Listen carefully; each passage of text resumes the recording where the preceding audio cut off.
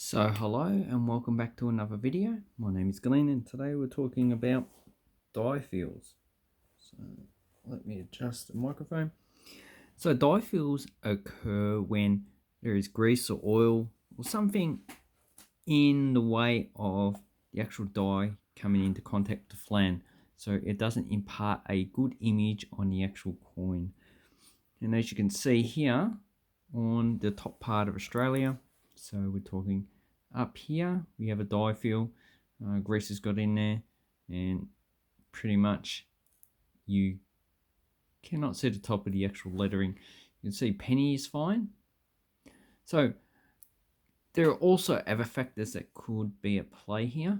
These coins could be something affecting the pressure where it's uneven. But if that was the case, then if this had less pressure, then you expect that this side would have more pressure. So the pressure balance would have been offset, but that's less likely to happen with modern coins where the pressure is spread over a uniform area of the actual flan die. And I'm not too sure if that's the case here. Or it could be that, there's just wearing away where you've got two coins, they rub against each other like that, and it wears away the actual pretty much like if you've got these two uneven coins, you can see how it could actually wear away where the actual rim is on the actual coin.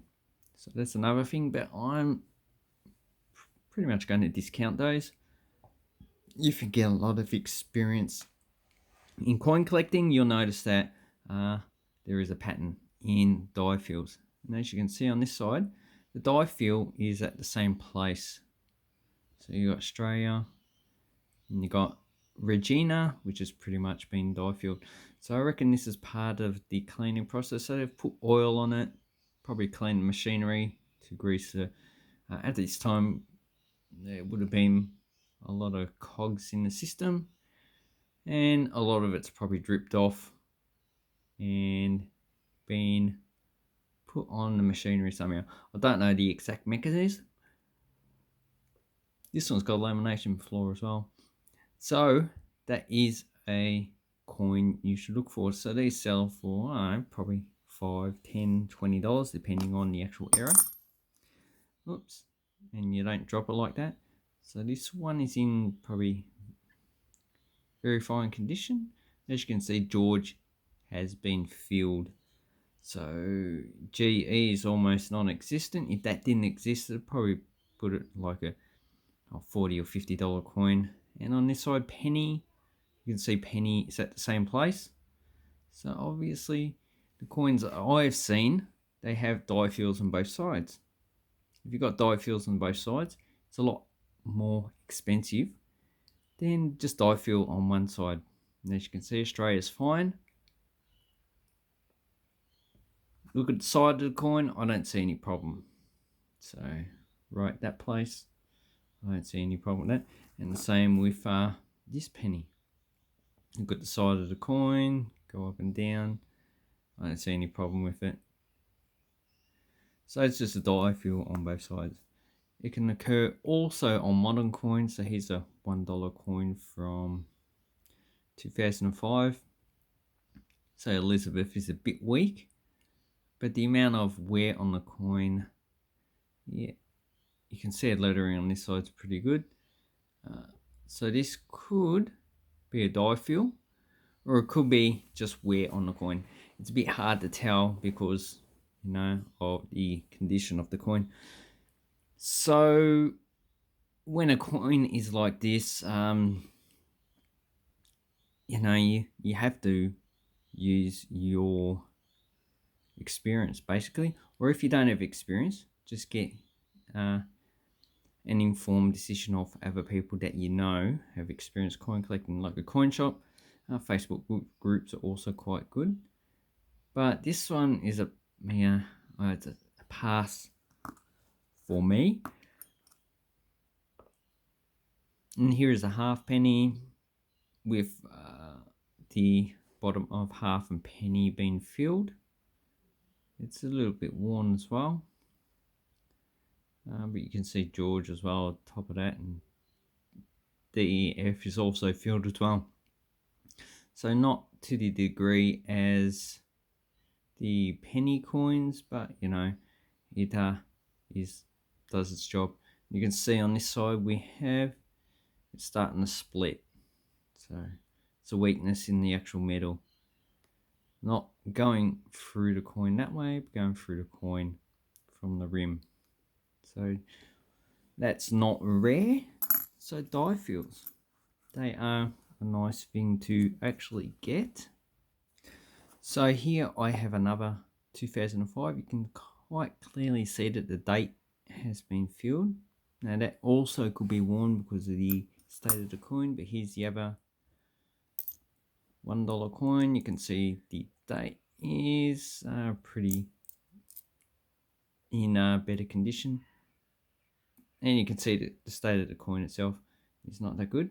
But the reason why I think these are date die fields is because you got parts of the lettering that are actually quite clear, like Elizabeth II, and Australia, and the date is pretty much gone. See the other side, the lettering is quite distinct. So there's those coins, and you can also get these in other coins as well. So here's a 1975, 1 cent from the United States. And this part has been filled in here, so that is pretty much gone. You should be able to clearly see the front of his jacket, and it looks like the D has been filled in as well. That could be, or it just could be an artifact of circulation. So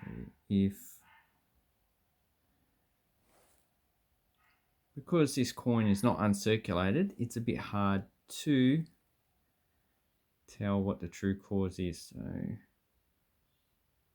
that is one I've made a video of before.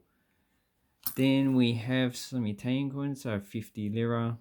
You can see this coin is not really that worn. It's somewhere on here, also on his hand. But the L is a little bit weak, and the date is missing a 1 in front. So with steel coins, so this is a steel coin, it's a lot harder to actually mint coins, so I'm not surprised that you do get some missing lettering in that in these coins. You can see the L is a little bit weak, and the L is a little bit weak as well here. And the bottom of the P. Now I don't, if this was wearing down, you'll most likely see scratch marks going around where it's been worn down. You would see a path, but that P is a bit weak and I don't see any path leading to it. So that to me is an indication of a die fill. So, and you can see that the B, the C and A are quite nice. Nothing wrong from the I and the T are fine, as well as the N and the 2 A's, they're fine. So there is no problem with that one. Then we have this Austrian coin. You can see how you got it looks like it's got lines coming out of it. I don't have another Austrian coin to compare it with, but this one is definitely a die fill. So you got grease on it, so the image is not crisp and clear. So Republic Österreich, which just means Republic of Austria, should be quite distinct, so it should have edging that's like Australia. Oh, not that coin, that's pretty terrible. I've got so many coins, I could just pick one. Yeah, anyway, it should have edging and lettering that looks like that. So it should be quite clear. This one looks a little bit blurry, and the whole lettering, all the lettering is pretty much like that. The only major thing that's normal is the 1. So this is a die fill from 1973, 1 shilling. And here on the back, you can see it's a little bit missing there. So this is a die fill on this side as well. So it's just been grease all on this coin. And that's quite a nice coin. I have not seen an Austrian coin like that before. So that is very interesting. The last one I'll show you is Austrian Venezuelan Boulevard. So you can see how, is it this side or that side? Okay, so we have, okay, you can see how it looks doubled. So this one, did I have as a die fill? Could be a die fill or a die breaking down. I think I have the die breaking down. So, well, I can use it in this video. So don't get confused with die fills with the die breaking down. So that means that the die's been used too much and the edges of it are starting to break down. Or it could also be a die fill, where the die has got a little bit of oil, not too much to just blank out the actual lettering, but just a little bit of oil that it makes the die not able to go all the way down to actual full extent it's supposed to normally. Probably only goes down, I don't know, 1 or 2 millimeters. Actually, probably this does go down just 1 millimeter as it normally does. Probably, I don't know, probably 0.5 millimeter or something like that. And so it doesn't give a crisp outline of the actual coin like it does here. No crispness. And see, this coin has a crisp outline of the lettering. So that's probably a die fill and or die breakdown, so you can get confused. This one, I'm not too sure which one it is, but more experience will just make it more clear to me. So anyway, these are my coins die fill. I hope this helps you with what a die fill is and the confusion that can actually come across when you're collecting coins. Anyway, just so the last coin I have is a Polish 20 groszy. So this is a die breakdown. So I should have another 2008. Let's see. Oh, not 2008, 1998. I did have one before, maybe I sold it. Nope. So this is not a die fill, it is a die breakdown. You can see how this should be a clear 8 with the hole a lot bigger.